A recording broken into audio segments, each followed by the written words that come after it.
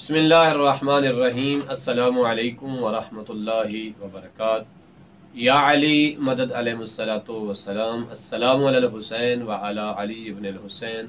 وعلی اولاد الحسین وعلی اصحاب الحسین۔ معزز ناظرین کرام، ہماری ایک خواہش تھی کہ ہم ایام محرم کے آغاز سے لے کر اختتام سفر تک اپنے تمام دیکھنے والے ناظرین کو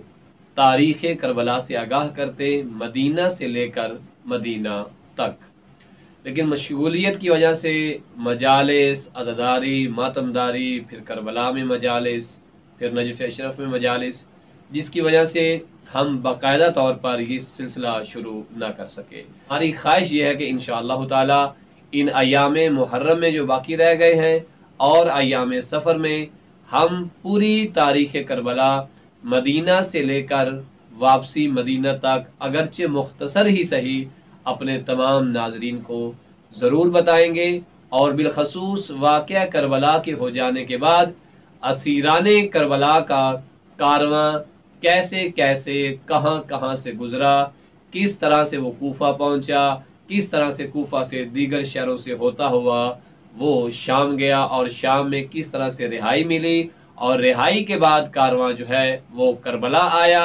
یا واپس مدینہ گیا، اور مدینے سے واپس بیبیاں جو ہے وہ کربلا آئی۔ یہ ساری تفصیل انشاءاللہ تعالی ہم آپ کی خدمت میں بیان کرنے والے ہیں، لیکن ہم مختصر طور پہ بتائیں گے مدینہ اور مکہ کے حالات، پھر ورود کربلا، اور مختصر سا تعارف 10 محرم تک، اگرچہ آپ عشر محرم گزار چکے ہیں اور ان چیزوں سے آپ کافی حد تک آگاہ ہو گئے ہوں گے۔ پھر 11 محرم سے لے کر 20 سفر تک کے تمام حالات تاریخ کربلا کی روشنی میں ہم بیان کریں گے، تاکہ ایک عام ذہن بندہ، ایک عام ذہن مومن اور مومنہ جو واقعہ کربلا کو جاننا چاہتا ہے، اس کے پاس وقت نہیں ہے، فرصت نہیں ہے، لیکن وہ چاہتا ہے کہ وہ جانے کہ آخر 10 محرم کے بعد بیویوں کے ساتھ کون سا سلوک ہوا، پھر کوفہ سے شام اور درمیان میں ہونے والے تمام احوال کو